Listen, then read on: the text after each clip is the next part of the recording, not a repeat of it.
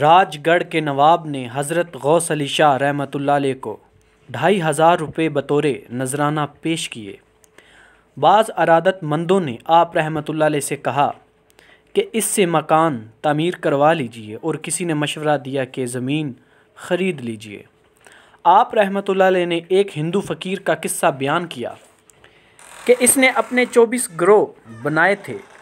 ان میں سے ایک گروہ سانپ تھا۔ سانپ کبھی گھر نہیں بناتا، جہاں سوراخ پاتا ہے گھس جاتا ہے۔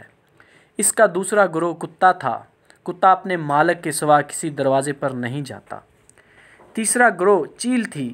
چیل کو گوشت کا مچا مل جاتا تو دوسری چیلیں اور کوے اس کے پیچھے پڑ جاتے ہیں۔ چیل ناچار گوشت پھینک کر کسی اونچی ٹہنی پر سب سے الگ جا کر بیٹھ جاتی ہے اور ہرسوں کا تماشا دیکھتی ہے۔ یہ قصہ سنا کر آپ رحمۃ اللہ علیہ نے کچھ دیر توقف کیا اور کہا کہ ہمیں گھر بار بنانے سے کیا مطلب، ہم فقیر آدمی ہیں اور اتنا روپیہ پاس رکھ کر مفت کی بلا اپنے ذمہ کیوں لے لیں؟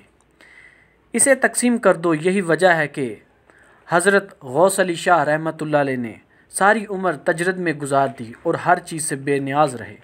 پانی پت میں قیام کے دوران حضرت غوث علی شاہ رحمۃ اللہ علیہ ایک مرتبہ عمدہ قسم کی ٹوپی اوڑھے ہوئے تھے۔ کسی شخص نے کہا کہ یہ آپ رحمۃ اللہ علیہ کے سر پر بہت اچھی معلوم ہو رہی ہے۔ حضرت غوث علی شاہ رحمۃ اللہ علیہ نے اسی وقت وہ ٹوپی سر سے اتاری اور اس کے سر پر رکھ دی۔ اس نے پوچھا کہ حضور یہ کیا ہے؟ آپ رحمۃ اللہ علیہ نے فرمایا کہ تم نے اس ٹوپی کی بہار دیکھ لی ہے، اب ہم بھی تو دیکھیں کہ یہ واقعی اچھی لگتی ہے یا نہیں۔ ہو سکتا ہے کہ تم ہمیں خوش کرنے کے لیے ایسا کہہ رہے ہو۔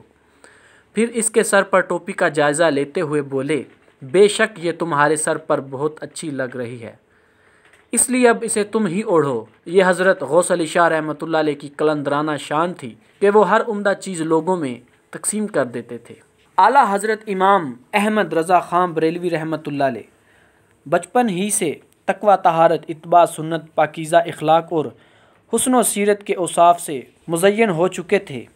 3.5 برس کی عمر میں صرف ایک نیچا کرتا پہنے ہوئے باہر سے دولت خاں کی جانب تشریف لے جا رہے تھے کہ سڑک پر ایک گاڑی میں کچھ طوائفیں بیٹھی ہوئی کسی رئیس کی تقریب میں گانے بجانے کے لیے جا رہی تھی۔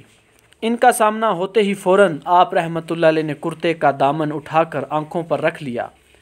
یہ واقعہ دیکھ کر وہ طوائفیں ہنسنے لگیں اور پھر ان میں سے ایک بولی، واہ میاں صاحب، آنکھوں کو چھپا لیا اور ستر کھول دیا۔ آپ رحمۃ اللہ علیہ نے انہیں برجستہ جواب دیا، جب نظر بہکتی ہے تب دل بہکتا ہے، اور جب دل بہکتا ہے تو ستر بہکتا ہے۔ یہ جواب سن کر وہ سب سکتہ کی عالم میں ہو گئی۔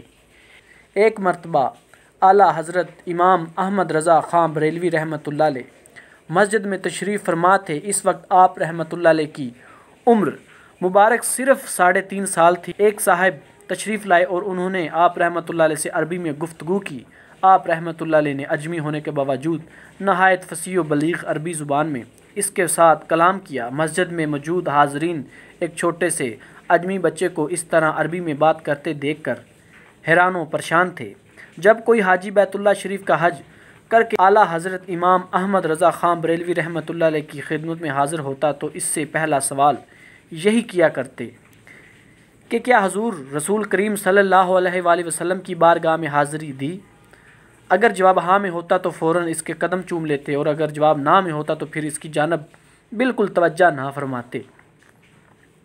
اعلیٰ حضرت امام احمد رضا خان بریلوی رحمۃ اللہ علیہ اپنے والد ماجد حضرت مولانا نقی علی خان رحمۃ اللہ علیہ کے ہمراہ مارحرہ شریف حاضر ہوئے اور حضور پر نور سید آل رسول احمدی رحمۃ اللہ علیہ کے دست حق پر 1294 ہجری بامطابق 1777 عیسوی میں سلسلہ عالیہ قادریہ برکاتیہ میں بیعت ہوئے۔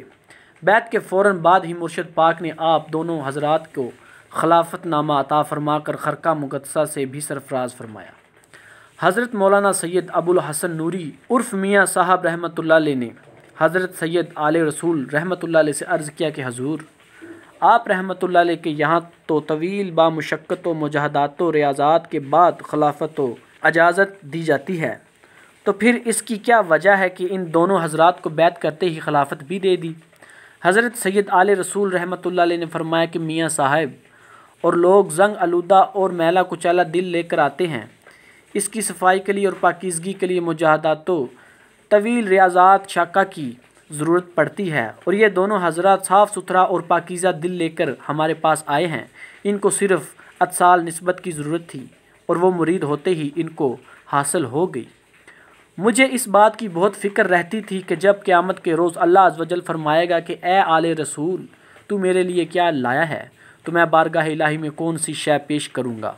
لیکن آج میری وہ فکر دور ہو گئی، کیونکہ جب اللہ عز و جل پوچھے گا کہ آل رسول تو میرے لیے کیا لایا ہے، تو میں عرض کروں گا کہ الہی میں تیرے لیے احمد رضا لایا ہوں۔